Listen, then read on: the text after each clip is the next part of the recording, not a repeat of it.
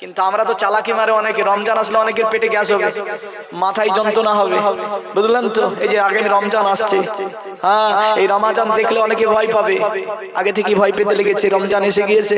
অনেকে বিড়ি খাওয়ার জন্য রোজা রাখে না, মানে বিড়ি খোর, হ্যাঁ, গোটা দিন বিড়ি খায়, এই জন্য রোজা রাখতে পারে না। আবার এমনও মুসল্লি আছে চায়ের দোকানে বসে বসে বিড়ি খাচ্ছে, সন্ধ্যেবেলায় দেখা যায় বিরাট ইফতারি দিয়েছে মসজিদে, বললেন তো? এই যে সামনেকার পাতারে বসে একদম তুই যে বিড়ি খাচ্ছিলি, রোজা না রাখা, রোজা না রাখা এক গুনাহ, আর ইফতারি না করা আর এক গুনাহ। ও মশালা দিচ্ছে, মানে রোজা তো রাখিনি গুনাহ হয়েছে, ইফতারি না করলেও গুনাহ হবে। হ্যাঁ, এরকমও মন মানসিকতা আছে।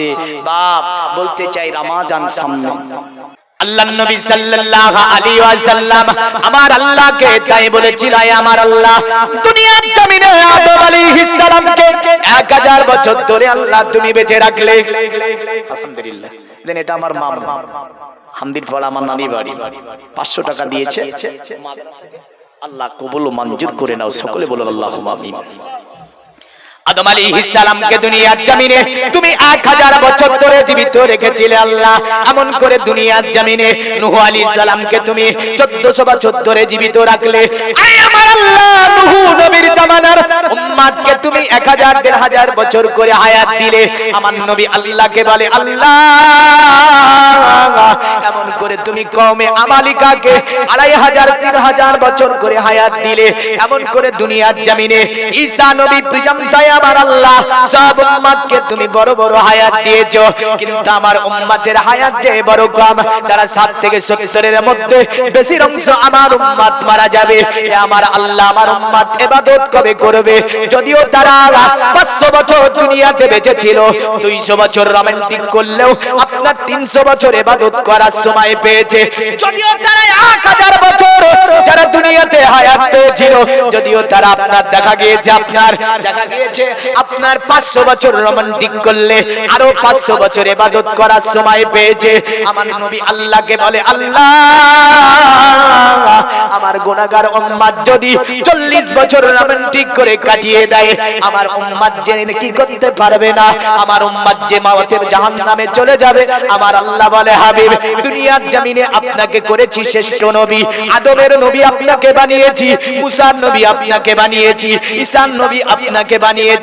আমার নবী শুনুন, আমি আল্লাহ রাব্বুল আলামিন দুনিয়ার জমিনে যদিও আপনার উম্মতের হায়াত আমি আল্লাহ কম দিয়েছি, কিন্তু আদমের জামানায় আমি আল্লাহ সবে বারাত দিইনি, সাবানে এত বরকত দিইনি।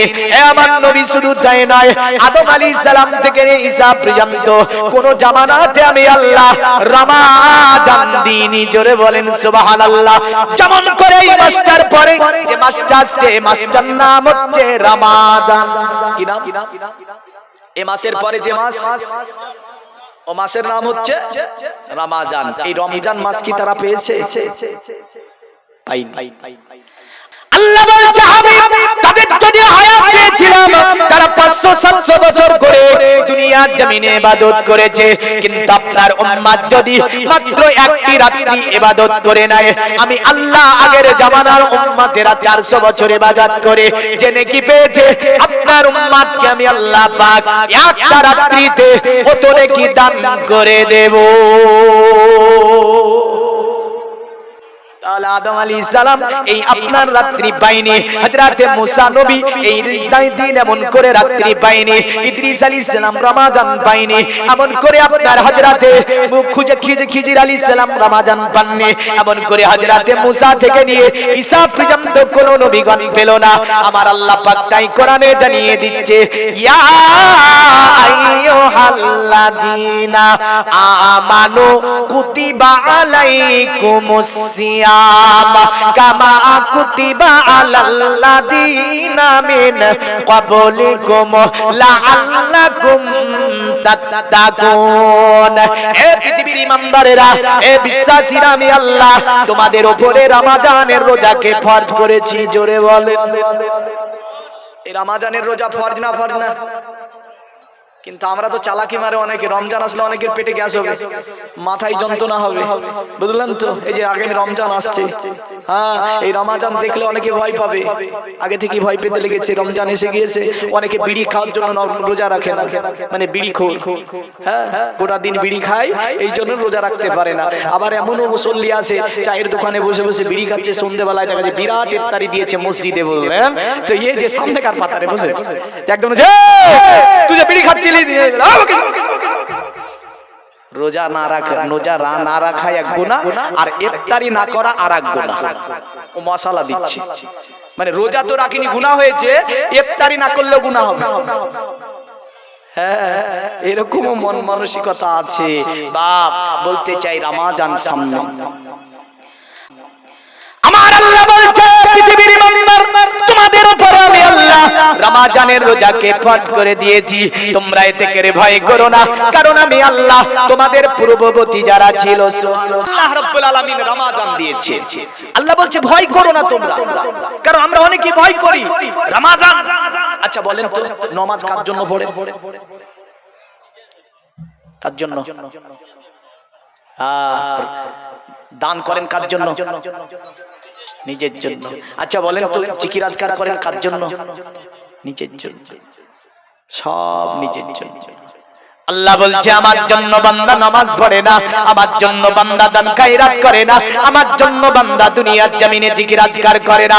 আমার আল্লাহ বলছে শোনো, দুনিয়ার মানুষ, দুনিয়ার জমিনে আমি আল্লাহ আমার জন্য বান্দা একটাই ইবাদত করে, ইবাদতটার নাম হচ্ছে রোজা। রোজা শব্দটি এসেছে রুমুজ শব্দ থেকে। রুমুজ শব্দের অর্থ জ্বালিয়ে দেওয়া, রুমুজ শব্দের অর্থ পুড়িয়ে দেওয়া, রুমুজ শব্দের অর্থ হচ্ছে ধ্বংস করে দেওয়া। এমন একটা ইবাদত আমার আল্লাহ উম্মতে মুহাম্মাদীকে দান করে দিল। আমার আল্লাহ বলে হাবিব, আপনার উম্মত যখন রমজানে রোজা রাখবে, আমি আল্লাহ রাব্বুল আলামিন তাদের জীবনের যত গুনাহ আছে সব গুনাহকে আমি আল্লাহ maaf করে দেব। জোরে বলেন সুবহানাল্লাহ। আমি আল্লাহ রাব্বুল আলামিন আপনার উম্মত যখন রোজা রাখবে, আমি আল্লাহ তাদের জীবনের গুনাহ তো maaf করে দেব। শুধু তাই নয়, এ আমার হাবিব, দুনিয়াতে বান্দা আল্লাহর জন্য কেবলমাত্র একটাই ইবাদত করে থাকে, যে ইবাদতটার নাম হচ্ছে রোজা। সিয়াম মানে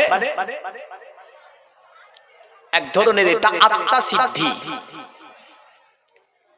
নিজের আত্মা নাফসকে কন্ট্রোল করতে পারে এমন ইবাদতের নাম হচ্ছে রোজা। জোরে বলেন সুবহানাল্লাহ। রোজা একটা উপবাস। এখানে যদি বলেন শুধু মুসলিম ধর্মে কি উপবাস আছে? না, পৃথিবীতে যত ধর্মগুরু গ্রন্থ আছে সব ধর্মীয় গ্রন্থতে উপবাসের কথা উল্লেখ করা হয়েছে। জোরে বলবেন না? এই ভারতে কয়েক প্রকারের রোজা রয়েছে, একাধিক ধর্ম। যেমন কোন ধর্মে লেখা হয়েছে শুধু ভজন করবে, ভাত ছাড়া রুটি ছাড়া অন্য কিছু ভজন করতে পারবে, ওকে বলছে তারা উপবাস। মানে তারা ফলমূল খেয়ে 3 দিনে উপবাস করবে, বাদ বাকি অন্য খাবার মানে ভাত আর রুটি খাবে না। সনাতন ধর্মের রোজা যাবে। এখন সনাতন ধর্মে দেখা যাচ্ছে আমার ধর্মে যদি একটা ভুল কাজ করে ফেলে, আপনি ধরেন ভুল কাজ করে ফেললেন রোজা অবস্থায়, আপনি ভুল করে 1 গ্লাস পানি পান করে নিয়েছেন, আচ্ছা বলেন রোজা থাকবে না ভাঙবে? ভাঙবে না, রোজা ভাঙবে না, কারণ ভুল করে পান করেছে। এখন জেনে বুঝে যদি পান করে 1 গ্লাস পানি লুকিয়ে লুকিয়ে, ভাঙবে না থাকবে? জেনে বুঝে যদি লুকিয়ে লুকিয়ে পান করে, রোজা ভেঙে যাবে না? রোজা ভেঙে যাবে। যেমন রাসূল সাল্লাল্লাহু আলাইহি ওয়াসাল্লামের হাদিসে আছে, নবীজি সাল্লাল্লাহু আলাইহি ওয়াসাল্লামের কাছে একজন সাহাবা এসেছে, একদম দৌড়ছে দিনের বেলায়, নবীকে এসে সালাম দিল, আসসালামু আলাইকা। নবীজি আমার সালামের জবাব ফিরিয়ে দিলেন। আল্লাহর নবীকে সাহাবী বলছে, ইয়া রাসূলুল্লাহ, আমি ধ্বংস হয়ে গিয়েছি, আমাকে দয়া করে আমাকে একটি হতে, আমি ধ্বংস হয়ে গিয়েছি।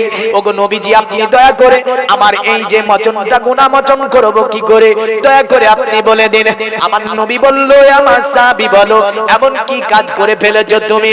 সাহাবী বলছে, ইয়া রাসূলুল্লাহ, আমি রমজানের রোজা রেখেছিলাম, আমি রোজাটা ভেঙে ফেলেছি, কারণ সাহাবী আপনার দিনের বেলায় স্ত্রী মিলন করে ফেলেছে বললেন রোজা অবস্থায়, আর দিনের বেলায় স্ত্রী মিলন রোজা অবস্থায় যদি করে ফেলে রোজা বাদ হয়ে যাবে।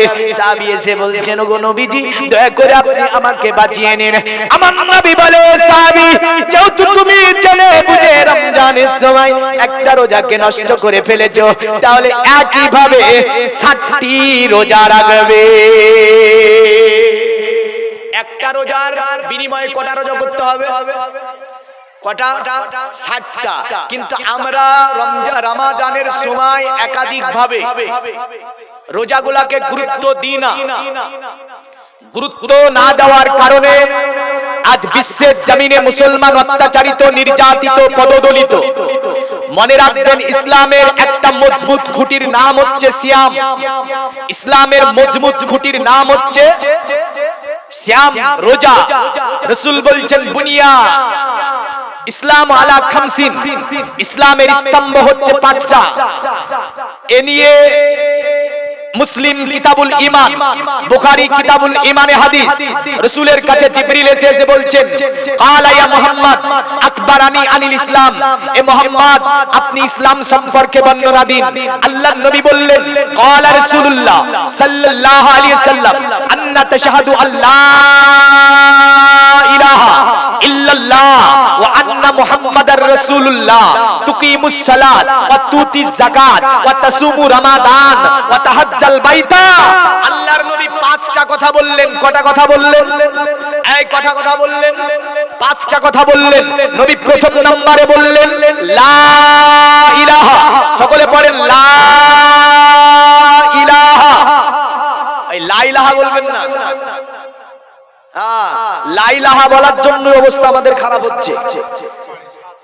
বললো লা ইলাহা ইল্লাল্লাহ মুহাম্মাদুর রাসূলুল্লাহ। এটা হচ্ছে প্রথম খুঁটি। এটা কোন খুঁটি? প্রথম খুঁটি। আর একটা খুঁটি নবী বললেন তুকিমুস সালাত, অতঃপর বান্দা নামাজ কায়েম করবে।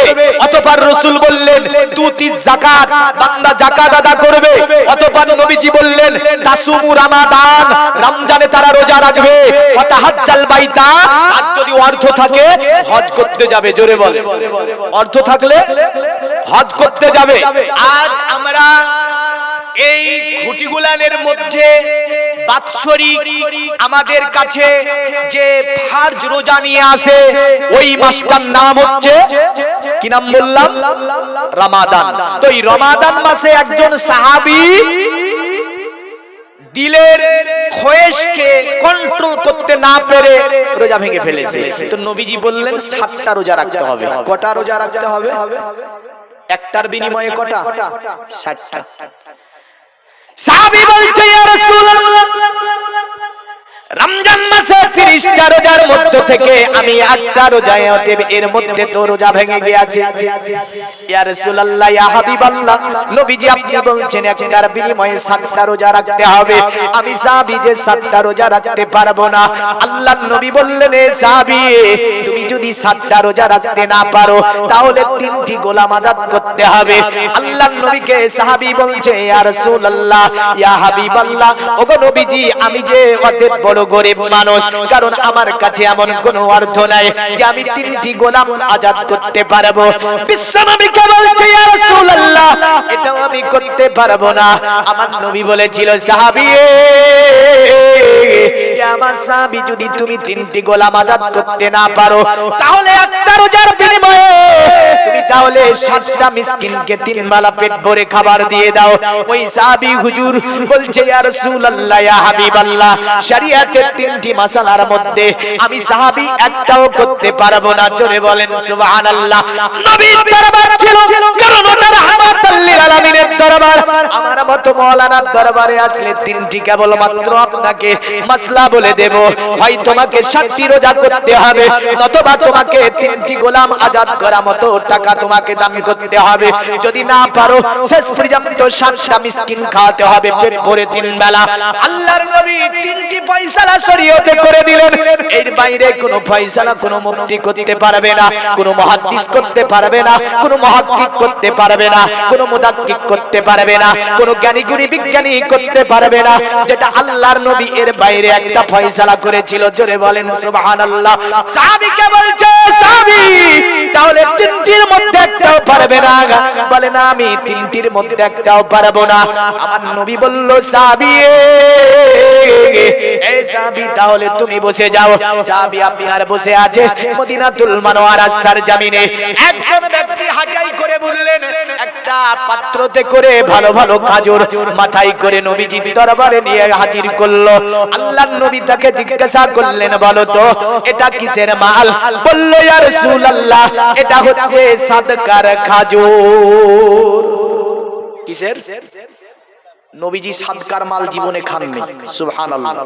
এই এমন একটা পরিবার, আহলে বায়াত, যাদের উপরে সাদকাকে রাসূলুল্লাহ হারাম করে দিলেন, মালাতকে রাসূলুল্লাহ হারাম করে দিলেন, যাকাতকে রাসূলুল্লাহ হারাম করে দিলেন, ফিতরাকে রাসূলুল্লাহ হারাম করে দিলেন। এই শরিয়ত বংশের উপরে নবী বললে, আমার শরিয়ত বংশের উপরে ভিক্ষা করা, হাত পেতে চাওয়া, সাদকা, মানাত, ওয়াসুল, যাকাতের মাল, ফিতরার মাল আমার বংশের মানুষের উপরে আমি নবীজি হারাম করে দিলাম। জোরে বলেন সুবহানাল্লাহ। এ কত পবিত্র পরিবার, যে পরিবারকে নিয়ে পবিত্র কোরআন সাক্ষী দিচ্ছে। ইন্নামা ইউরিদুল্লাহু লিইজহিবা আনকুমুর রিজসা আহলাল বাইত ওয়া ইউতাহিরুকুম তাতহীরা। জোরে বলবেন না সুবহানাল্লাহ। নিশ্চয় আমি আহলে বায়াতকে সমস্ত প্রকারের নাপাকি থেকে আমি আল্লাহ পবিত্র করে রেখেছি। জোরে বলুন, সমস্ত নাপাকি থেকে আমি আল্লাহ পবিত্র রেখেছি আহলে বায়াতকে। আর মুহাম্মদ সাল্লাল্লাহু আলাইহি ওয়াসাল্লামের পবিত্রতার কথা একটুখানি বলে দিই। আচ্ছা বলেন তো, আপনারা যদি সকলে মিলে মনে করেন দুনিয়ার সব মানুষগুলো যে আল্লাহকে দেখবো, সম্ভব কি সম্ভব নয়? সম্ভব। দুনিয়ার যত রাজা মন্ত্রী এমএলএ এমপি আছে, যত জ্ঞানী গুণী বিজ্ঞানী আছে, যত মনীষী জ্যোতিষী আছে, যত ঝোষী আছে, সবগুলো একদিকে হয়ে যদি বলে একটা নবী বানাবো, পারবে? পারবে না? কেউ যদি মনে করে স্কুল কলেজ ইউনিভার্সিটি যত অনেক শিক্ষা দীক্ষা অনেক কিছু আপনার জাদু মন্ত্র ও কিছু দিয়ে একটা নবী বানানো যাবে? যাবে। কারণ এগুলো সম্ভব নয় দুনিয়া থেকে। আচ্ছা বলেন তো, দুনিয়ার কেউ আল্লাহকে কেন দেখতে পাবে না? পাবে না, ওটা তো সবাই বলতে পারে। এটা তো সহজ প্রশ্ন যে আপনারা বলে দিলেন না পারবে না, কিন্তু কেন দেখতে পারবে না? এখন যদি বান্দা বলে আল্লাহ জোহর আসর মাগরিব ঈশা থেকে নিয়ে 5 ওয়াক্ত নামাজ পড়ে আর আল্লাহকে বলে আল্লাহ তুমি আমারে দেখা দাও, এমন করে তাহাজ্জুদ নামাজ পড়ে মসজিদে কেঁদে যদি বলে আল্লাহ তুমি আমার দেখা দাও, আল্লাহ বলে বান্দারে আমি তোর সঙ্গে দেখা করব না, কারণ আল্লাহ তার সঙ্গে দেখা করে না যার মধ্যে নাপাকি থাকে। কি থাকে? যার মধ্যে নাপাকি থাকে। আচ্ছা আমাদের মধ্যে নাপাকি আছে না নাই? এই যে আমাদের মধ্যে যে ব্লাড গুলো চলছে প্রতিটা শিরাতে, এই ব্লাডটা পাক না নাপাক? নাপাক। ব্লাড যদি বেড়ে যায় ওযু করার পরে ওযু থাকবে না ভাঙবে? এক ফোঁটা পরিমাণ যদি বেরিয়ে যায় এই ব্লাড, তাহলে যেটা 1 দিরহাম পরিমাণ জায়গাকে জোরে নিতে পারবে, তাহলে বলছে ওযু ভেঙে যাবে। আচ্ছা বমি হলে ওযু থাকবে না ভাঙবে? আরে ওযু তো ওযু রোজা ভেঙে দেয়। মুখ ভরে যদি বমি উঠে রোজা ভেঙে যায়। এমন করে প্রসাব পাখানা করলে ওযু থাকে না ভাঙে? থাকে না ভাঙে? ওযু ভেঙে যায়। তাহলে আমাদের বাহ্যিক যদিও পবিত্র আছে, আভ্যন্তরীণ সব নাপাকে ভরা। আল্লাহ বলে যে বস্তুর মধ্যে নাপাকি থাকে আমি আল্লাহ তাকে দেখা করি না, কারণ তিনি এমন একটা সত্তা, এমন তিনি পবিত্র। কিন্তু আমার নবী আল্লাহরে দেখেছে না দেখেন? এই জোরে বলেন, আল্লাহকে দেখেছে না দেখেনি? এই নবী দেখেছে না দেখেনি? হার আইত রাব্বি হাদিসে আসছে ফি হাসানিস সুরাত, আমি আমার আল্লাহর কুদরতি চেহারাকে আমার চোখ দিয়ে আমার আল্লাহকে আমি দর্শন করেছি। জোরে বলে। তাহলে নবী যদি আল্লাহরে দেখে থাকে, নবী কত পবিত্র! নবীর বাহ্যিক পবিত্র, আভ্যন্তরীণ পবিত্র। নবী পাকের বিরাট মোবারক, প্রসাব মোবারক, পাখানা মোবারক, এমন করে বাইরে থেকে নিয়ে ভিতর সমস্তই পবিত্র হচ্ছে মুহাম্মদুর রাসূলুল্লাহ সাল্লাল্লাহু আলাইহি ওয়াসাল্লাম। এই কারণে আমার নবী আল্লাহরে দেখতে পেয়েছে। আমরা পারবো? পারবো না। তাহলে নবীর দরবারটা হচ্ছে এমন দরবার যে দরবারকে নিয়ে বলা হয়েছে জান্নাতের চেয়েও উত্তম। জোরে বলেন, দরবারটা কি? দরবারটা হচ্ছে জান্নাতের চেয়ে উত্তম। তাই একজন ঋষি আপনার সনাতন ধর্মে ভবিষ্যৎ পুরাণের মধ্যে ঋষির নাম ছিল ভোজরাজ ঋষি। বিখ্যাত জ্ঞানী, বিখ্যাত গুণী, বিখ্যাত পণ্ডিত মানুষ ছিলেন। বাড়ি ছিল আপনার কোথায়? যোগীর রাজ্যে। যার বাড়ি ছিল বর্তমান যোগীর রাজ্যে মুসলমানদের প্রতি ব্যাপক অত্যাচার। মুসলমানদের অনেক মসজিদকে বিল্ডাজার দিয়ে ভেঙে দেওয়া হয়েছে, একাধিক মাদ্রাসায় তালা মেরে দেওয়া হয়েছে, একাধিক মসজিদের গেটে তালা মারা হয়েছে। মুসলমান কিছুই করতে পারেনি। আজকে আমরা যদিও ভাবি যে আমরা কিনা হয়ে গিয়েছে আমাদের, মনে রাখবেন এই করে ভারতবর্ষের সরজমিনে একাধিক মসজিদ বন্ধ হয়ে পড়ে আছে, একাধিক মাদ্রাসা বড় হয়ে বন্ধ হয়ে পড়ে আছে। আমি বলতে চাই পৃথিবীর জমিনে, এই যে হিন্দুস্তানের সরজমিন, এই যোগীর রাজ্যে একটা জেলার নাম হচ্ছে বালিয়া জেলা। এই বালিয়া জেলা, এই বালিয়া জেলার রাজার নাম ছিল রাজা ভোজরাজ। এই ইতিহাসটা আমি বলি না, এই ইতিহাসটা এক সময় ভারতবর্ষে আগমন হয়েছিল আর্য জাতিদের। আর্য জাতিদের বিখ্যাত ঐতিহাসিক, বিখ্যাত দার্শনিক, যার নাম ছিল লালা হংসরাজ। এই লালা হংসরাজ এক সময় আপনার এই যে উত্তরপ্রদেশে বালিয়া জেলার একটা মন্দিরের মধ্যে একটা লাইব্রেরি দেখতে পায়। ওই লাইব্রেরিতে তথ্য সংগ্রহ করতে গিয়ে আজ থেকে 1500 বছর আগের একটা চিঠি পাওয়া যায়। যে চিঠিটা লেখা ছিল রাজা ভোজরাজের। আর ওই চিঠির কিছুটা অংশ বর্তমান আপনার সনাতন কিতাবটির নাম হচ্ছে ভবিষ্যৎ পুরাণ। যদিও পুরা সনাতন ধর্মটা বেদ থেকে চলে না, রামায়ণ থেকে চলে না, বাইবেল গীতা থেকে চলে না, এমন করে তারা আপনার মহাভারত থেকে চালায় না। কারণ পুরা সনাতন ধর্মটা বর্তমানে চলে যে কিতাব দিয়ে, কিতাবটির নাম হচ্ছে ভবিষ্যৎ পুরাণ। আর এই ভবিষ্যৎ পুরাণটা লেখা কার? যদি আপনি দেখতে যান, ব্রাহ্ম গোষ্ঠী, ব্রাহ্মণেরা আপনার নিজের মতো করে সাজিয়ে গুছিয়ে আপনার লিখেছে। কারণ ব্রাহ্ম গোষ্ঠী নিজের আপনার স্বার্থের জন্য এই আপনার কিতাবটাকে লিখে জাতির কাছে পৌঁছিয়েছে। এই কারণে দীনকৃষ্ণ ঠাকুর একটা কথা বলল যে গাঁজা বেশি খেয়ে সনাতন ধর্মের যে কিতাবটা লেখা হয়েছে, ওই কিতাবের নাম হচ্ছে ভবিষ্যৎ পুরাণ। এটা আমি বলিনি, একজন সনাতনী ঋষি দীনকৃষ্ণ ঠাকুরের একটা এতে বলছিল যে হিন্দুদের একটা কিতাব বেশি গাঁজা খেয়ে লেখা হয়েছে, ওই গাঁজা খাওয়া কিতাবটার নাম হচ্ছে ভবিষ্যৎ পুরাণ। মানে গাঁজা খেয়েছে আর লিখেছে বসে বসে। তার মানে এই কিতাবটাতে তথ্য সংগ্রহ করতে গিয়ে দেখা যাচ্ছে যে এই ব্রাহ্মণরা বুঝলেন যা করে মানুষকে শোষণ করতে হয় বিভিন্ন কিছু ওটার মধ্যে লিখে দিয়েছে। আর ওটা দিয়ে জাতিকে পরিচালনা করতে চাই, বেদ দিয়ে নয়, বাইবেল দিয়ে, রামায়ণ দিয়ে নয়, গীতা দিয়ে নয়, কারণ এগুলো পড়েই না তারা, বুঝলেন? তার জন্য বলেছিল যে বেশি গাঁজা খেয়েছে আর লিখেছে কিতাবটা। এই কিতাবের একটা ছন্দে যদি কথাটা উঠে গিয়েছে, কেমন করে? আজ থেকে 1500 বছর আগে ওই জায়গার আপনার বালিয়া জেলার এই বাদশা আপনার বলেছিল কি জানেন? মহান পণ্ডিত ছিল তিনি, বিভিন্ন কিতাবের মহান পণ্ডিত। তিনি বলছেন নমস্তে বিরিজানাথ, প্রণাম জানাই তোমাকে এ মরুস্থলে আগমনকারী পবিত্র সত্তা। প্রণাম জানানো এটা কার নীতি? কার নীতি? না মুসলমানের? মুসলমান বলবে কি? সালাম দেবে আর প্রণাম জানাবে অন্য ধর্মের। রাসূল বলেছে মান তাসাব্বা বিকওমিহি ফাহুয়া মিনহুম, যে জাতির সঙ্গে তোমার আদর্শকে মিলিয়ে চলবে ওই জাতির সঙ্গে তোমাকে কিয়ামতে উঠতে হবে। বলল শুনে রেখে দাও, দুনিয়ার জমিনে আমি ওই ব্যক্তিকে নাদি ভিরি ভার্য, যিনি অতএব চন্দনা কাঠ যেমন অতি পবিত্রতম একটা কাঠ দেখবেন, তার একটা তিলক দেয়, দেওয়ার পরে ছোট্ট করে তিলক দিয়ে দেয়, কারণ ওই কাঠগুলোকে গুঁড়ো করা হয়, তিলকবাজি করা হয়। জানি আপনার বেদাব জানিয়ে আপনার তাদের কিতাব অবতার কলির কলকি পুরাণের মধ্যে আছে, দেবা ধর্মা কিত্র যুগা দেবা লাগাচ্ছে চারা পুষ্ট পুষ্টা সন্তুষ্ট কলকরা জনি চাবুবা নানা দেবা দিলিঙ্গে সুবসানে বসিতে সুচা ইন্দ্র জালি বুদ্ধাতি কল্পকা পূজা কার্য নানা সমতে। এমন একজন ব্যক্তি আসবে যিনি এই তিলক দেওয়াকে বন্ধ করে দেবে, এই চন্দনা কাঠ দিয়ে তিলক দিয়ে এই ইন্দ্র জালিকদের গল্প কাহিনী দিয়ে মানুষকে ভুলিয়ে ভালিয়ে রাখা যাবে না। তিনি আর অন্য কেউ নয় গো, তিনি হচ্ছেন আল্লাহর নবী মুহাম্মদুর রাসূলুল্লাহ সাল্লাল্লাহু আলাইহি ওয়াসাল্লাম।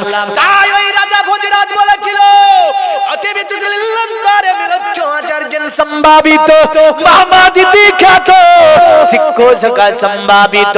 অতএব এই দুনিয়ার মানব আমি রাজা ভোজরাজ, অতএব আব্দুল্লাহর ছেলে যে মরুর প্রান্তরে এসেছে তার আমি পুরো পুরো ঘটনাটা দেখেছি। আমি 6 জন দূতকে আরবে পাঠিয়ে তার পুরো ডিটেইলসটা জেনে নিয়েছি।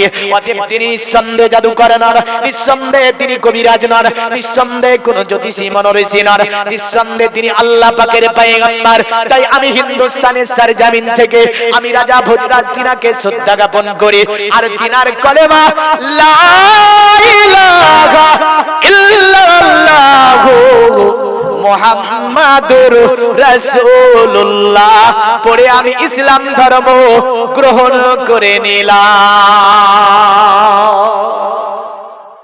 নবীজির পুরো ব্যাপারটা তিনি দেখেছিলেন যে তিনি ছিলেন একজন মহান মানব, তাই তিনি কলেমা পড়েছিলেন। তো কলেমা পড়লে যে ব্যক্তি কলেমা পড়ে তার কি বলা হয়?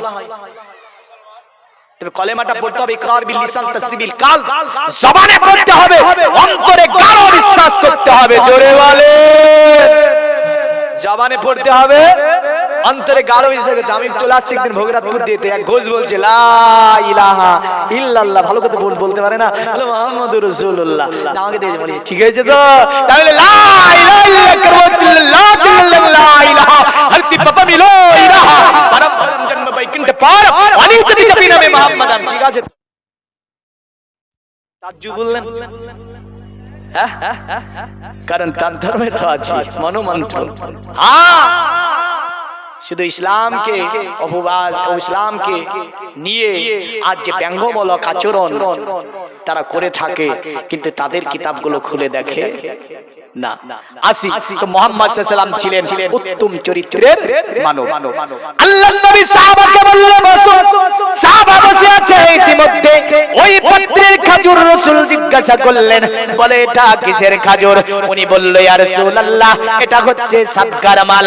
আমার নবী বলছে ওই সাহাবী কই যে রোজা ভেঙেছিল, ওই ব্যক্তি চট করে দাঁড়িয়ে বলছে ইয়া রাসূলুল্লাহ ইয়া হাবিবাল্লাহ, ওগো নবীজি আমার এখানে উপস্থিত আছে। আমার নবী বলে সাহাবী তুমি যে রোজা ভেঙেছো এই খাজুরগুলো মানুষের মধ্যে বন্টন করে দাও, তোমার রোজার কাফারা আদা হয়ে যাবে। আল্লাহুম্মা সাল্লাল্লাহু ওয়ালা আলি।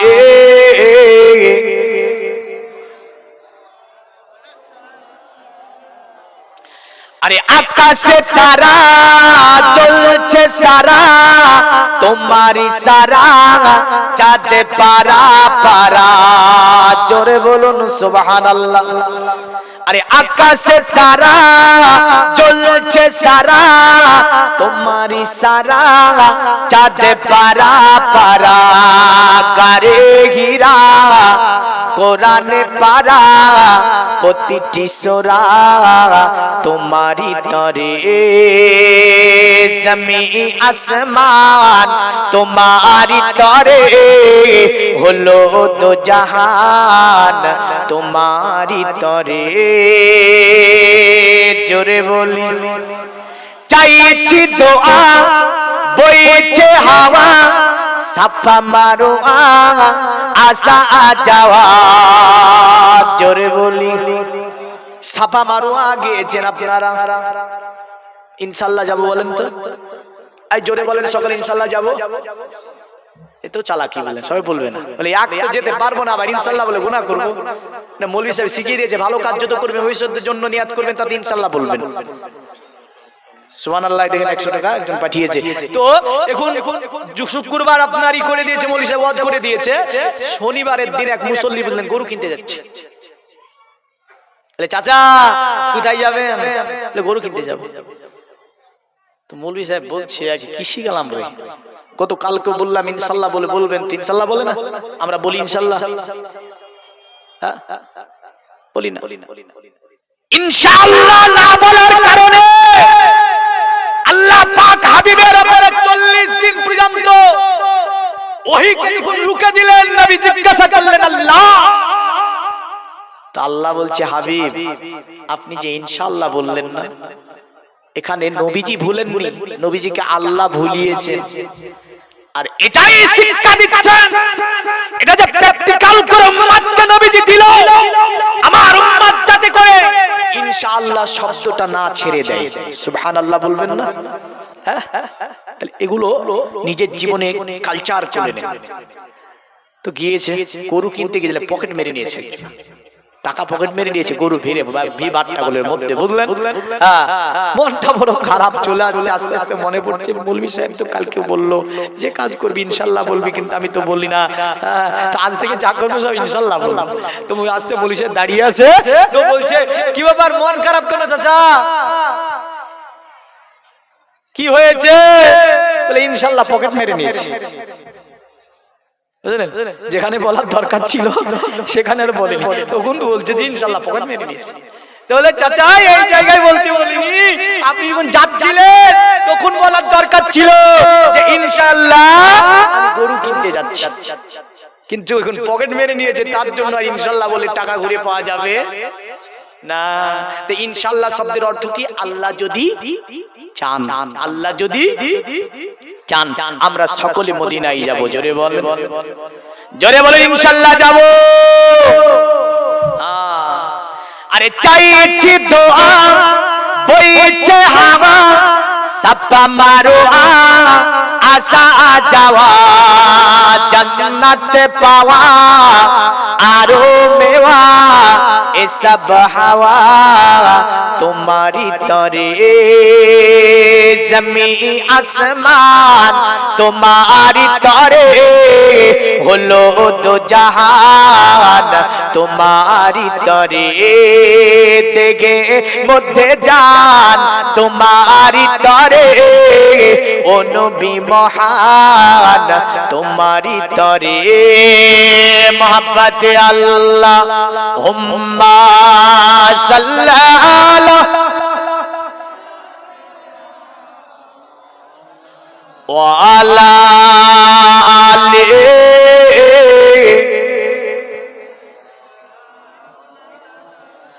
আল্লাহ নবী সাহাবাকে বললেন হে সাহাবী এগুলো তুমি বন্টন করে দাও, তোমার সাথে এই যে রোজার কাফারা হয়ে যাবে।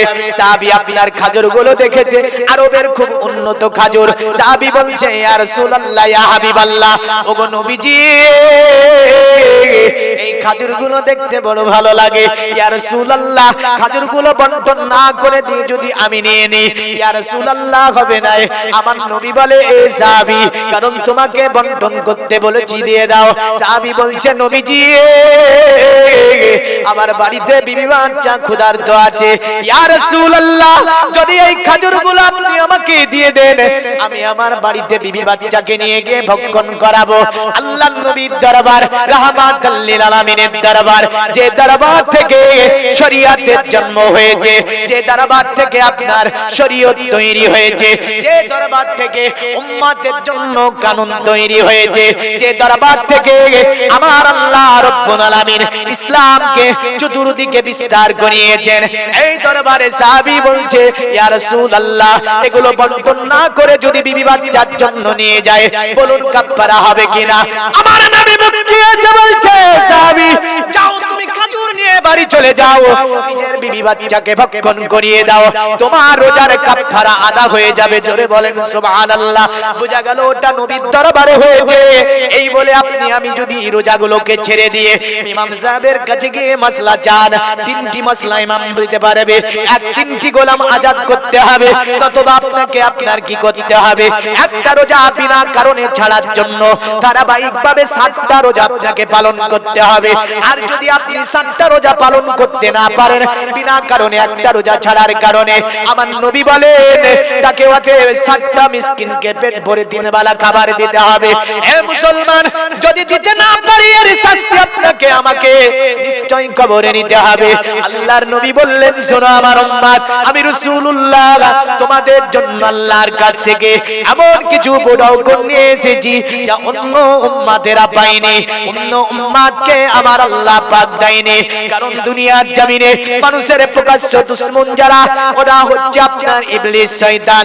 পবিত্র কোরআন আমার আল্লাহ পাক বলে দিল যে ক্বালা ইয়া বুনাইয়া লা তাকসুস রুয়াকা আলা ইখওয়াতিকা ফায়াকিদু লাকা কায়দা ইন্নাশ শাইতানা লিল ইনসানি আদুব্বুম মুবিন।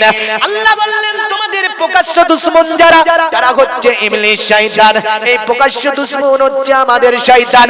শয়তান বলেন তো বান্দাকে নামাজ পড়তে মানা করে, এই করে, আপনারা বললেন করে না, আমি বলবো করে না। বলেন তো শয়তান কি মানুষকে রোজা রাখতে বাধা দেয়? বলে না, শয়তান মানুষকে রোজা রাখতে বাধা দেয় না। শয়তান কি কোরআন পড়তে বাধা দেয়? বলে না, শয়তান কোরআন পড়তে বাধা দেয় না। শয়তান কি যাকাত ফিতরা দিতে বাধা দেয়? বলে না, শয়তান যাকাত ফিতরা দিতে বাধা দেয় না। এ মুসলমান, এই ইবলিস ছিল একটা সময় মুআল্লিমুল মালায়েকা, ফেরেশতা শিক্ষকতা করেছে যে ইবলিস শয়তান, ও তো পাগলা নয় যে আপনাকে আপনি শুধু নামাজ ভোলাবে। ইবলিস বলে শোনো, দুনিয়ার জমিনে ইবলিস মানুষকে একটা কাজ ভুলিয়ে দেবে, আর একটা কাজের জন্য নামাজ ভুলে থাকবে। ওই কাজ ভুলার জন্য রোজা ভুলে যাবে, ওই কাজ ভুলিয়ে থাকার জন্য যাকাত ভুলে যাবে। ওই কাজ ভুলিয়ে দিলে ওই বান্দা গুনাহ করবে, ওই কাজ ভুলিয়ে দিলে বান্দা তিনি ইসলাম কি জিনিস জানতে চাইবে না। এ মুসলমান, ওটা অন্য কোনো জিনিস নয়। ইবলিস যেটাকে আমাদেরকে ভুলিয়ে রাখে ওটার নাম হচ্ছে মৃত্যু।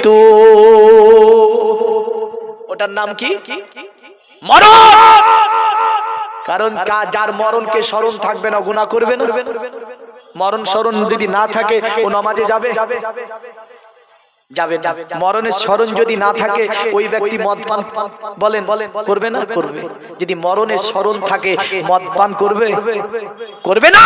যে না করবে না, মদ পান করবে না, চুরিদারি করবে না, অন্যায় অবিচার অত্যাচার জুলুম করবে না বান্দা। কারণ একটা জিনিস যদি তার অন্তরে জেগে থাকে যে আমাকে মরতে হবে। তো ইবলিস বলে মানুষকে আমি যেটা ভুলিয়ে রাখি ওটার নাম কি? মরণ। মরণের কথা স্মরণ থাকে আমাদের? আরে বাবা রে, মানে এই বিরাট ব্যাপার আমাদের। এক বাহাদুর এসেছে আরে বলে চালওয়ালা বাদাম জিলাপি থেকে নিয়ে একদম বস্তা লোড করে নিয়ে বাড়ি।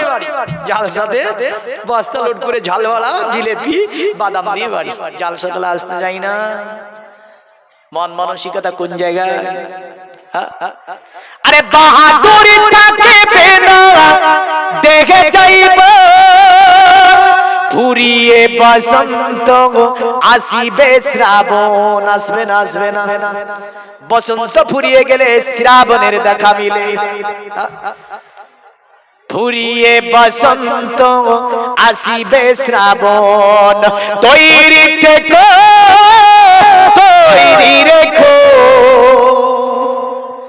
কোরআনি আমাল ঈমান, একই দিনে তোমারি নাম মসজিদে হবে এলান। একই দিন তোমারি নাম মসজিদে হবে এলান। আরে তৈরি থেকো, তৈরি রেখো, কবরে মান সামান একদিন তোমারি নাম মসজিদে হবে এলান। একদিন তোমাকে পরিয়ে কাপড় আত্মীয় স্বজন করবে দাফন। করবে না? করবে না? একদিন তোমাকে পরিয়ে কাপড় আত্মীয় স্বজন করবে দাফন। হঠাৎ চলে যাবে আদরের দান, প্রিয় মা বাবার ভাসিয়ে নয়ন। তৈরি থেকো, তৈরি রেখো সুন্নতি আমাল ঈমান, একদিন তোমারি নাম মসজিদে হবে এলান। মোহব্বতে পড়েন আল্লাহুম্মা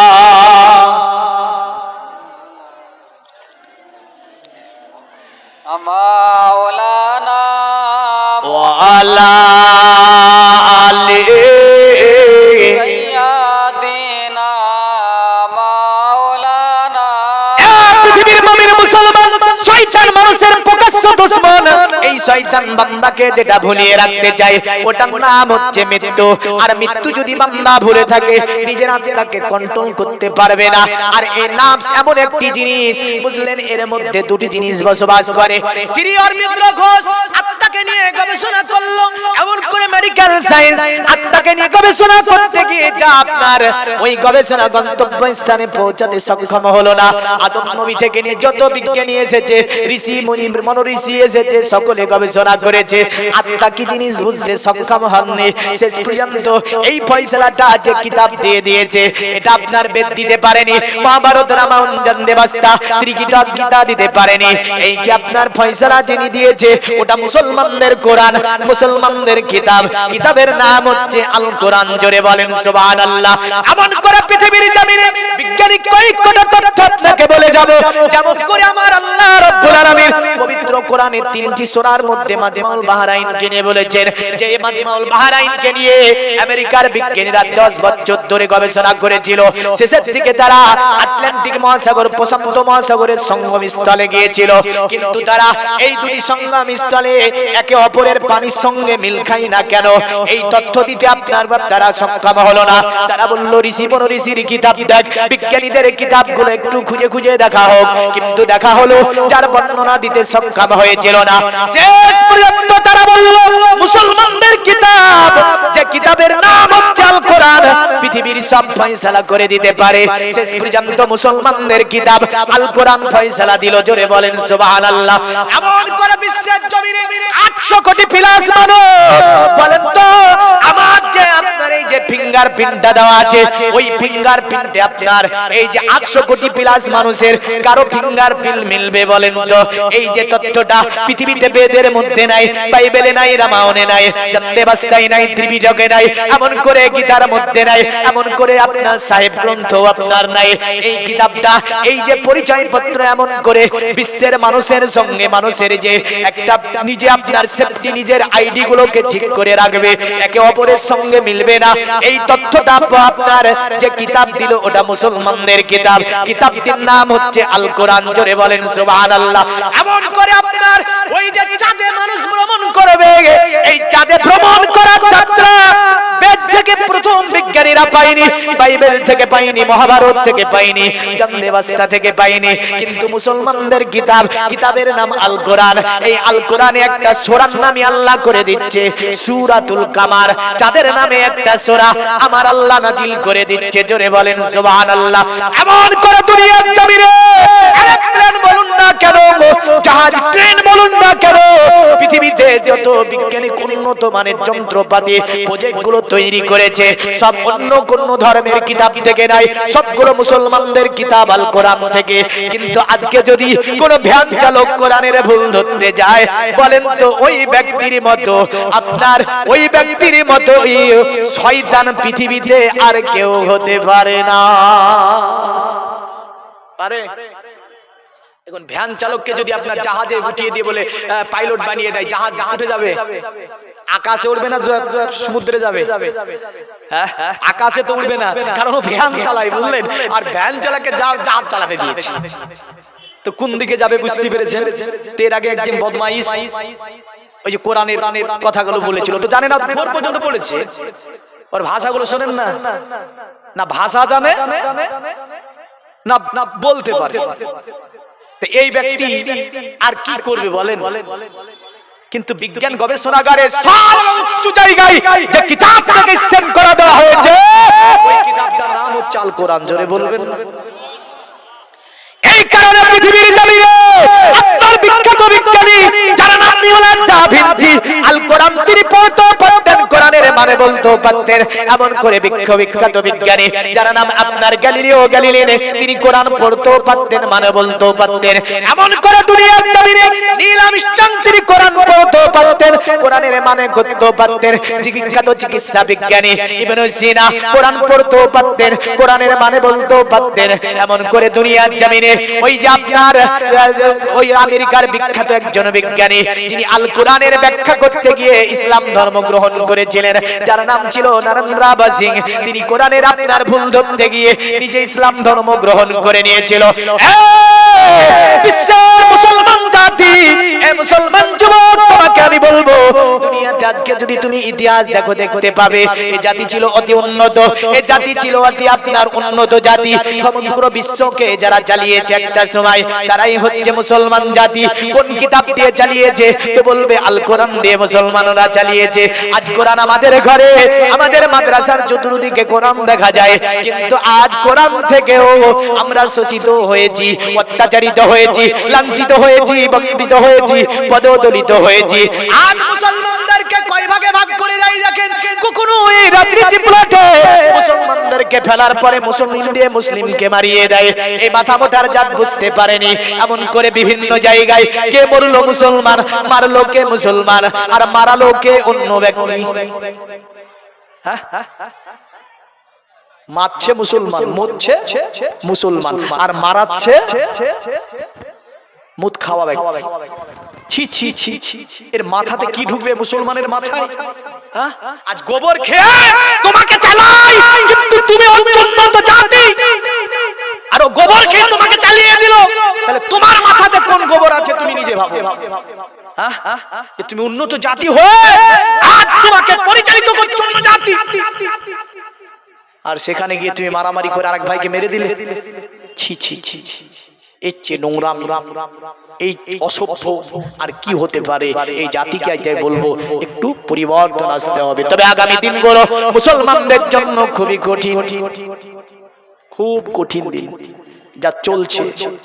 এই মুসলমান মাথায় টুপি, মুখে দাড়ি, মাথায় টুপি মুখে দাড়ি নিয়ে মুসলমানের দল পাকিয়ে যুদ্ধ আপনার লাগাচ্ছে, সিংহাসনে বসে বসে মুসলমানকে দিয়ে মুসলমানকে মারাবে।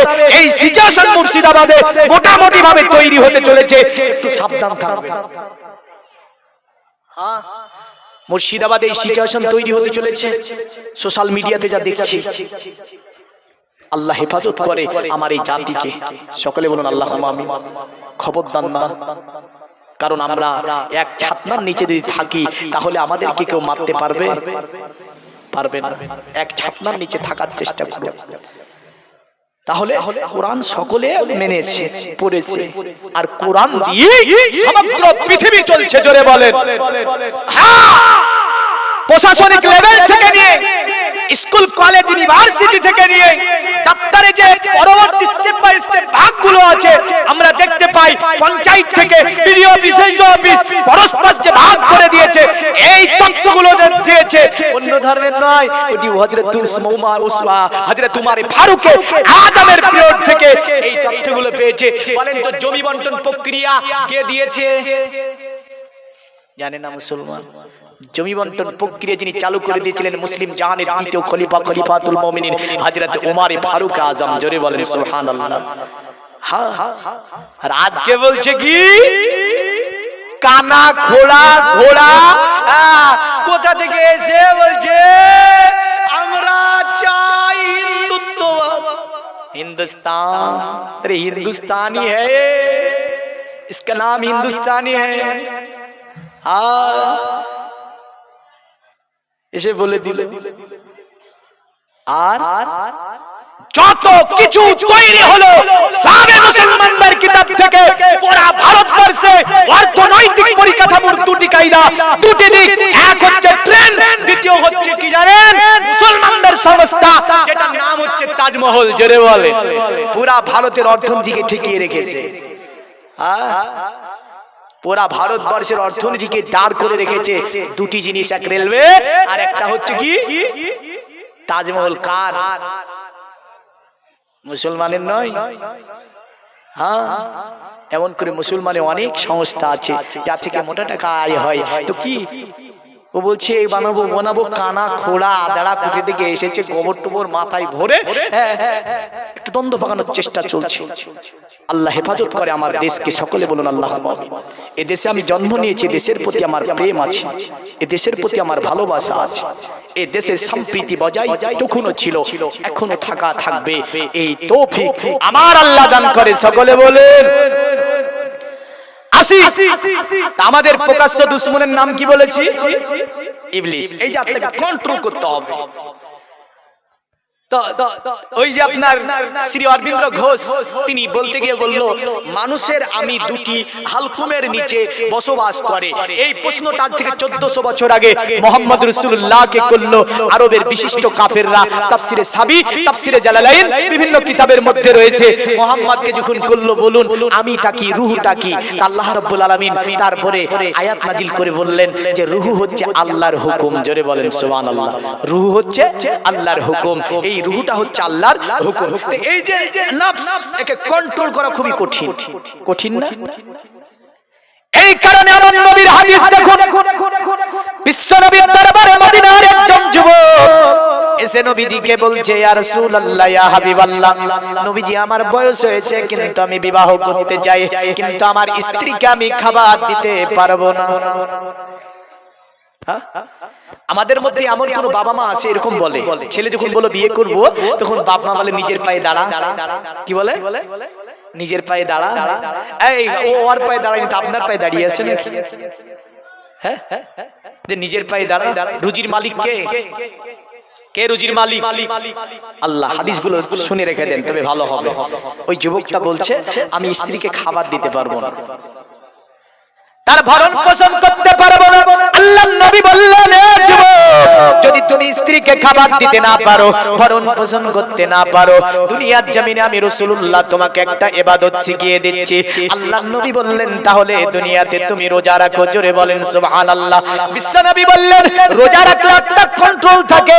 দুনিয়ার জমিনে বিজ্ঞানীরা গবেষণা করে বলল, আব্দুল্লাহর ছেলে মুহাম্মদ রাসূলুল্লাহ সাল্লাল্লাহু আলাইহি সাল্লাম আজ থেকে 1500 বছর আগে মুসলিম ধর্মে এমন একটা কানুন চালু করে দিল, একটা নাম হচ্ছে নামাজ। মানে কাঁধে কাঁধ মিলিয়ে পড়বে, ফকির পাশে একজন মন্ত্রী দাঁড়াবে, মন্ত্রীর পাশে ফকির দাঁড়াবে, এমন করে আপনার কেমন করে একজন রাজার পাশে বা প্রজা দাঁড়াবে, প্রজার পাশে রাজা দাঁড়াবে। যদি কেউ বলে না আমি বান্দার ফকিরের পাশে দাঁড়াবো না, আল্লাহ বলছে তোর নামাজ হবে না, তোর নামাজ আমি নেব না। এমন করে আল্লাহর নবী সাল্লাল্লাহু আলাইহি ওয়াসাল্লাম সুন্দরতম একটা আখলাক নীতি শিখিয়ে দিল মুসলমানদেরকে।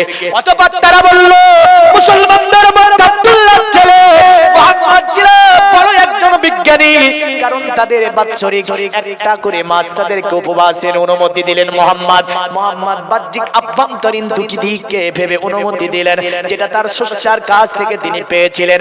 কারণ একজন বান্দা যদি বাৎসরিক একটা মাস রোজা রাখে, আমার আল্লাহ বলে তার জীবনের অতীত মাংস পেশিগুলোকে নতুন করে জন্ম দিই আমি আল্লাহ, রক্তে আমি আল্লাহ পাক বুদ্ধিগুলোকে নতুন করে জন্ম দিই, প্রেমকে আমি আল্লাহ ধুলাই করে দিই, এমন করে পচন শক্তিকে আমার আল্লাহ পাক বাড়িয়ে দেয়। শুধু তাই নয়, কিডনি থেকে নিয়ে, হাত থেকে নিয়ে, সেরা উপসেরা থেকে নিয়ে, মাংস পেশি থেকে নিয়ে আমার আল্লাহ বলে সেগুলোকে আমি আল্লাহ একটা নতুন জীবন দান করি। আরো জোরে বলবেন না? তাহলে রোজা রাখাতে উপকার আছে না অপকার আছে? রোজা রাখাতে উপকার আছে। যারা বলে গ্যাসের সমস্যাতে রোজা রাখতে পারছি না, একটা দোকানে বসে আছি, রোজার সময় একজন এসে পান নিয়ে ঘুরে দিল আমার সামনে, তাহলে পান খাচ্ছেন আপনি মুসলিম না কি গো? মুসলিম আমি। পান খাচ্ছেন, রোজা রাখেন না? রোজা রাখতে পারি না, আমার পেটে ব্যথা হয়। বলে সাহারের মতো পান খেতে পারে আর রোজা রাখতে পারেন না, পেটে ব্যথা হয়?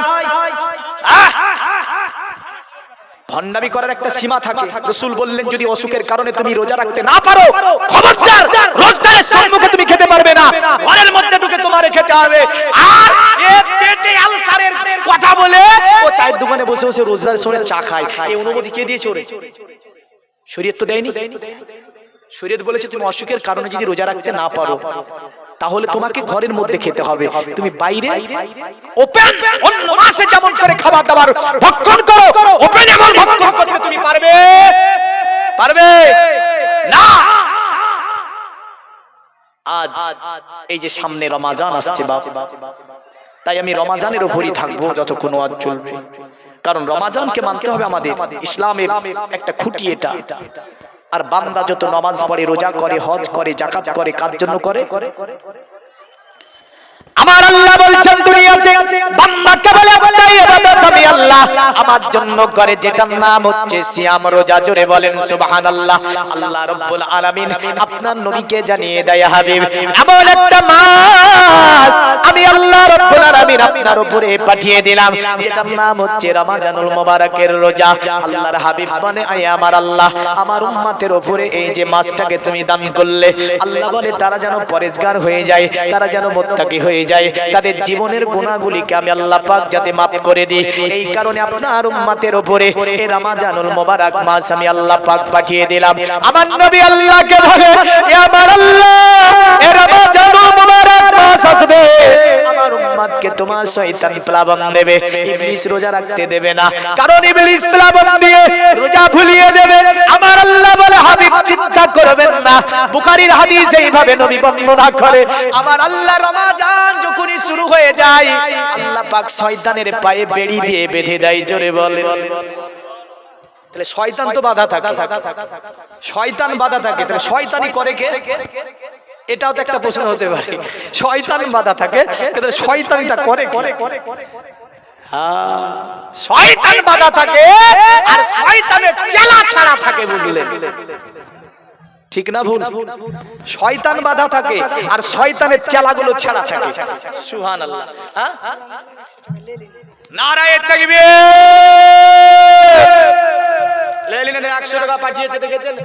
তাকবীরের ধ্বনি দিলেন কি করে? আগামী কাল যদি ডাক দেয় তো এই ধ্বনিতে বুঝলেন ওরা বলবে যে ছাগলের বাচ্চা সব। হ্যাঁ, বাইতুল আকসা মসজিদ এক সময় ব্রিটিশ যখন নিয়েছিল তখন আরাবিয়ানরা ব্রিটিশের কাছ থেকে নিল কি করে জানেন? আরাবিয়ানরা একসঙ্গে ঝাঁক বেজে তারা বাইতুল আকসার দিকে যেতেছিল, যে মসজিদের কথা পবিত্র কোরআন সূরা ইসরার মধ্যে আল্লাহ বলছে সুবহানাল্লাযী আসরা বিআবদিহি লাইলাম মিনাল মাসজিদিল হারামি ইলাল মাসজিদিল আকসা। এই যে বানি আকসা একসময় নিয়েছিল আরাবিয়ানরা হাতে তলোয়ার নিয়ে, কি বলেছিল? নারায়ে তাকবীর। তারা এক বাক্যে বলল আল্লাহু আকবার, নারায়ে রিসালাত, ইয়া রাসূলুল্লাহ, নারায়ে তাকবীর, আল্লাহু আকবার। এই ধ্বনি শুনে আপনার ব্রিটিশ এমন করে ইহুদিরা চমকে উঠলো, চমকে উঠে বললে এই কবে মুসলমানদের কাছে দাঁড়ানো যাবে না। মুমিন, সুবহানাল্লাহ। দেখেন যোগ্য ছেলে মুমিন, ওর মায়ের নামে দিয়েছে 500 টাকা। আল্লাহ দান কবুল করুন। কারণ আমি বলেছি চাইবো না, আপনাদের চেয়েছি বাপ, আমি চেয়েছি, চাইনি। আমি তো বলে দিয়েছি আমি চাইবো না, দিলে একটু দোয়া করে দেব। হ্যাঁ, তাহলে নারায়ে তাকবীর আমরা জোরে বলবো না আস্তে? এমন জোরে মারবেন 3 কিলোমিটার দূরে যাবে তো? যাবে না। এদিন বেনামে আরেকজন 100 টাকা দান করেছে, আল্লাহ দান কবুল করুন। জোরে বলুন তো নারায়ে তাকবীর। সকালে এখনো বলেনি, এটা বললে প্রচুর নেকি হবে। হবে না? হবে না? বহুত নেকি। একটু জোরে বলুন তো নারায়ে রিসালাত, ইয়া রাসূলুল্লাহ, নারায়ে তাকবীর। বলেন আল্লাহু আকবার, নারায়ে সালাওয়াত ইয়া রাসূলুল্লাহ। জোরে বলুন সুবহানাল্লাহ। আরে সিদ্দিক পারো উসমান গায়দে চারিজন সাহাবা সকলেরই বেহতে তাদের দিলেতে ছিল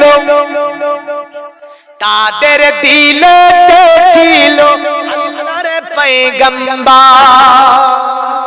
নারায়ে তাকবীর।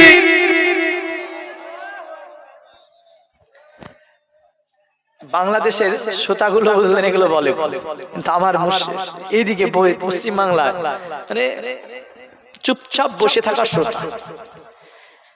নারায়ে রিসালাত ইয়া রাসূলুল্লাহ, নারায়ে তাকবীর আল্লাহু আকবার। দেখা দাও ও নবীজি তোমারি দিদারে আশাই মোরা আছি। দুই চোখ ভরে দেখব আল্লাহর পয়গম্বর। নারায়ে তাকবীর আল্লাহু আকবার। আল্লাহুম্মা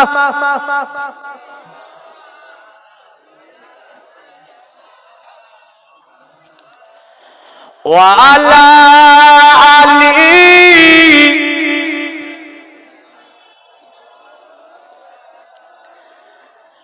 আল্লাহর নবী বললেন তাহলে তুমি রোজা রাখো, নিজের রূহকে আত্মসিদ্ধি রূহকে কন্ট্রোল করার জন্য নবীজি বললেন রোজা রাখো। জোরে বলেন। এবার বিবাহের কয়েকটা মাসালা বলে দিই এই জায়গাটায়, যেহেতু অনেক যুবক আছে যাদের বিবাহ এখনো বাকি আছে, ঠিক না ভুল? হাদিস শরীফের মধ্যে আছে নবীজি বলেছেন ওই ব্যক্তিটা অর্ধেক জান্নাত দুনিয়াতে পেয়ে গেল যে দুনিয়াতে একটা সাথী সুধা নারী পেল। সুবহানাল্লাহ। যে দুনিয়াতে একটা সাথী সুধা নারী পেল। আর ওই স্বামীটা ওই ব্যক্তিটা দুনিয়াতে অর্ধেক জাহান্নাম, যার জীবনে একটা দাজ্জাল মার্কা নারী এলো, যার জীবনে একটা দাজ্জাল মার্কা নারী এলো, ওই স্বামীর অর্ধেক জাহান্নাম দুনিয়াতে হয়ে যায় আর অর্ধেক বাকি থাকে। তাহলে আল্লাহর কাছে দোয়া করতে হবে একজন সাদীসুদা নারী জন্য। পবিত্র কোরআন থেকে একটা দলিল। আলী শরীফ এক সময় দোয়া করছিলেন, রব্বানা আতিনা ফিদ দুনিয়া হাসানাতাও ওয়া ফিল আখিরাতি হাসানাতাও ওয়া কিনা আযাবান নার। নবীর জামাত আলী শরীফ দোয়া করছেন, সাহাবারা পাশে বসে আছে। হযরত আলীকে বলছো, গো আলী, রব্বানা আতিনা ফিদ দুনিয়া হাসানাতাও ওয়া ফিল আখিরাতি হাসানাতাও ওয়া কিনা আযাবান নার। ওগো আলী, তুমি বলে দাও যে হাসানা শব্দ দিয়ে এ আলী তুমি কি কি জিনিস চাও? আলী বলে, শোনো নবীর সাহাবারা, তোমরা একজনে কাটার নিয়াত করতে পারো, কিন্তু আমি আলী শেরে খোদা আমি যখন এই আয়াত তেলাওয়াত করি হাসানা থেকে আল্লাহকে এটাই বলি, আল্লাহ দুনিয়ার জমিনে আমি আলী তুমি আমার জীবন সঙ্গিনী একটা সতী সুধা নারী মিলিয়ে দিও। জোরে বলেন সুবহানাল্লাহ। কারণ পৃথিবীর জমিনে যখন বান্দা আল্লাহর কাছে যায় আল্লাহ তার চাওয়াকে কবুল করে, আল্লাহ তার চাওয়াকে পূর্ণ করে। এ মুসলমান, আল্লাহর নবী বললেন মিসকাতের হাদিস, অধ্যায়ন হচ্ছে কিতাবুন নিকাহ। রাসূলুল্লাহ সাল্লাল্লাহু আলাইহি ওয়াসাল্লাম তিনি বললেন, শোনো যুবকেরা, যখন তোমরা বিবাহ দেখতে যাবে নবীজি সাল্লাল্লাহু আলাইহি ওয়াসাল্লাম তিনটি জিনিস বর্ণনা দিলেন। তোমরা যাবার পরে সর্বপ্রথম মেয়েদের দিন দেখবে। জোরে বলেন, কি দেখতে হবে? আমরা দেখি তো ডিজিটাল, কতটা ভুরু ফিলাপ হয়েছে, লিপস্টিক কেমন করে দিতে পেরেছে। বেহায়া নির্লজ্জ, বিবাহ করে স্ত্রীকে দিয়ে একসাথে টিকটক করে সোশ্যাল মিডিয়ায় ছাড়ে। ছি ছি ছি ছি, এর চেয়ে বেহায়া নির্লজ্জ পৃথিবীতে আর কিছু হতে পারে? না, ইসলামের বাদশা যদি থাকতো এগুলোকে ফাঁসিতে চড়িয়ে দিত। বুঝলেন? এত গুনাহ। আল্লাহর নবী বললেন তিনটি জিনিস দেখবে। এক নম্বরে নারীটার দিক দিন দেখবে, মানে সে নামাজ পড়তে পারে কিনা, কোরআন পড়া জানে কিনা, সূরা কালেমা বলতে পারে কিনা। অতঃপর আল্লাহর নবী বললেন দ্বিতীয় নম্বরে তোমরা নারীটার মধ্যে যেটা দেখবে সেটা হচ্ছে অতএব ওই নারীটা অতএব দুনিয়াতে অতএব তারে নিয়ে চলতে পারবে কিনা, মানে তার সৌন্দর্যটা তোমরা দেখবে। আল্লাহর নবী তৃতীয় নম্বরে বললেন অতঃপর তার সম্পদ দেখবে। অতঃপর বিশ্বনবী আবার বলছেন শোনো, যদি তার মধ্যে দিন পেয়ে যাও, সৌন্দর্য কম থাকে, মাল কম থাকে, আল্লাহর নবী বললেন দিন যদি তার মধ্যে পেয়ে যাও তাহলে এ যুবক তুমি তারে বিবাহ করে নেবে। জোরে বলেন সুবহানাল্লাহ। কারণ বিশ্বনবী দিনের উপরে বেশি জোরদার দিয়েছেন, বেশি আরোপ করেছেন দিনটা জানার জন্য। কিন্তু আমাদের এখনকার বর্তমান জামানায় 20টা আঙ্গুলে বানরের মতো কুনি রাখা,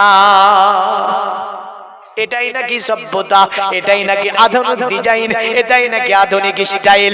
আমার দাদু পদ্দাদুর জামানা হলে বলতো বাদরের মতো কুনি কেন এর হাতে। এ মুসলমান, ডিজিটাল জামানার স্টাইল কি? ছিঁড়া প্যান্ট। যদি দাদু পদ্দাদুর জামানা হতো একটা প্যান্ট কিনে ভিক্ষা দিত। হ্যাঁ, কারণ এমন জায়গা ছিঁড়া তাবা এই হাঁটুর কাজ, বললেন মানে হাঁটু বেরিয়ে যাবে। ওই প্যান্ট এমন করে তৈরি করেছে, ইহুদি মার্কা প্যান্ট এগুলো হচ্ছে, হাঁটু বের করা ইহুদি মার্কা প্যান্ট। দাদুর জামানায় হলো ভাবতো যে ছেলেটির প্যান্ট ছিঁড়ে গিয়েছে, একটা প্যান্ট কিনে দেরে কেউ। কিন্তু এটাই নাকি বর্তমান আধুনিক স্টাইল। এই মুসলমান, এমন করে বর্তমান আধুনিক স্টাইল যদি দাদুর জামানায় হতো, মানুষে তাকিয়ে তাকিয়ে দেখতো আর বলতো হয়তো ধরা পড়েছে ছেলেটা।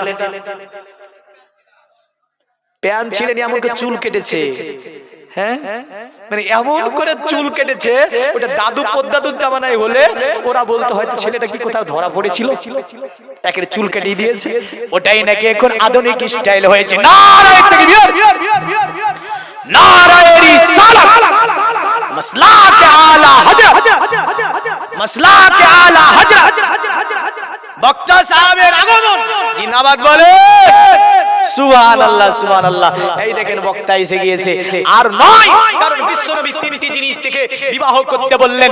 অতঃপর আল্লাহর নবী সাল্লাল্লাহু আলাইহি সাল্লাম যদিও এই মানে রোজাকে নিয়ে নারীদের সম্পর্কে অনেকগুলি হাদিস আরো রয়েছে। আল্লাহ রাসূল সাল্লাল্লাহু আলাইহি ওয়াসাল্লাম সাফওয়ান নামে একজন সাহাবী, তার স্ত্রী এসে রাসূলুল্লাহ সাল্লাল্লাহু আলাইহি ওয়াসাল্লামের দরবারে আপনার কি করলো, বিচার দায়ের করলো। ইয়া রাসূলুল্লাহ, অতএব আমার আজরিবুনি যা সাল্লাইতু, আমার স্বামী আমাকে মারে যখন আমি নামাজ পড়ি। ওই মেয়েটা সাফওয়ানের স্ত্রী, তিনি বিচার দিচ্ছে ওয়া ইউফাতিরুনি যা সুমতু, আর আমার স্বামী আমাকে জোর করে খাইয়ে দেয় যখন আমি রোজা রাখি। অতঃপর উনি বললেন লা ইয়াসাল্লা হাত্তা তাতলাউ শামস, আমার স্বামী নামাজ পড়ে না ততক্ষণ পর্যন্ত যতক্ষণ আসমানে সূরজ উঠে না যায়, যতক্ষণ আসমানে সূরজ উঠে না যায়। তো নবীজি সাল্লাল্লাহু আলাইহি সাল্লাম সাহাবাকে জিজ্ঞাসা করলেন, সাহাবা বললেন হ্যাঁ ইয়া রাসূলুল্লাহ। তিনটির ব্যাখ্যা দিয়ে নবী নারী কি বকাঝকা করেছিলেন। নবীজি বলেছিলেন নারী আল্লাহ ছাড়া অন্য কাউকে যদি সিজদা করা জায়েজ থাকতো, আমি নারীদেরকে প্রথম নম্বরে বলতাম তারা যাতে করে আপন স্বামীকে সিজদা করে। হাদিস শরীফ মিশকাত কিতাবুস সালামে হাদিস রয়েছে। আল্লাহর নবী বলেছেন নারীদেরকে তোমাদেরকে আমি অনুমতি দিতাম যে তোমরা যেন নিজের স্বামীকে সিজদা করো, কিন্তু আল্লাহ ছাড়া অন্য কাউকে সিজদা জায়েজ নয়। আল্লাহ পাক আপনাকে আমাকে দুনিয়াতে এই আগামী রমজান দিচ্ছে, আয়াত পড়েছিলাম। আল্লাহ পাক বলছে ইয়া আইয়ুহাল্লাযিনা আমানু কুতিবা আলাইকুমুস সিয়াম কামা কুতিবা আলাল্লাযিনা মিন ক্বাবলিকুম লাআল্লাকুম তাত্তাকুন। আমার আল্লাহ রাব্বুল আলামিন বললেন এই বান্দারেরা তোমাদের উপরে রমজানের রোজা ফরজ করা হয়েছে, এ করে তোমরা ভয় পাবে না। তোমাদের পূর্ববর্তী যারা গিয়েছে তাদের উপরে এই মূল যে একটা রোজা ছিল, এই রোজাটা আমি আল্লাহ ফরজ করেছিলাম। কেন? যাতে করে তোমরা পরেজগার হয়ে যাও, যাতে করে তোমাদের মুত্তাকি মানে পরেজগারিতা অর্জন হয়। এই কারণে আমি আল্লাহ তোমাদের কাছে রমজান মাস দিয়ে দিয়েছি। মহান রব্বুল আলামিন এই আর কয়েকদিন পরে 18 তারিখ হয়তো দিনগত রাত্রি থেকে আমাদের এই রমজান শুরু হয়ে যাবে। আল্লাহ পাক সকলকে এই রমজানের রোজা রাখা, তারাবির নামাজ পড়া, 5 ওয়াক্ত নামাজ পড়া, তার সাথে জিকির আজকার তাসবিহ তাহলিল দান খায়রাতের মধ্য দিয়ে আমরা আল্লাহ পাকের এই মাসকে সম্মান জানিয়ে নিজের জীবনের গুনাহকে maaf করে নিতে পারি। সকলে বলুন আল্লাহুম্মা আমিন। আরো জোরে বলেন। বলে জিন্দেগিটা সাহাবাদের মতো কাটাতে হবে। কার মতো? আরে কাটে জিন্দেগানি নবীজির সারনে, জোরে জোরে নবীর দেখা পাই যেন শয়নে সপনে। আরে নবীজির কি আশিকি ছিল হযরত বেলাল, না দিলে আজান হতো না সকাল। যদি এটা নিয়ে মতবিরোধ করেছি ওলামায়ে কেরামগণ, যাক ওই মতবিরোধের দিকে আমি যাচ্ছি না। তো ইশক বুঝাতে গিয়েছি, এখানে কবিও তার ইশককে বুঝিয়েছে। আরে নবীজির কি আশিকি ছিল হযরত বেলাল, না দিলে আজান হতো না সকাল। একই ছিল চাওয়া বেলালের জীবনে, কাটে জিন্দেগানি নবীজির শরণে, নবীর দেখা পাই যেন শয়নে সপনে। সকলে একটু ইস্তেগফার করি। আস্তাগফিরুল্লাহ রাব্বি মিন কুল্লি জামবি ওয়া আতুবু ইলাইহি, লা হাওলা ওয়ালা কুওয়াতা ইল্লা বিল্লাহিল আলিয়্যিল আযীম। লা ইলাহা ইল্লাল্লাহু মুহাম্মাদুর রাসূলুল্লাহ সাল্লাল্লাহু তাআলা আলাইহি ওয়াসাল্লাম। হায়াত বাকি, মুলাকাত বাকি। ওয়া মা আলাইনা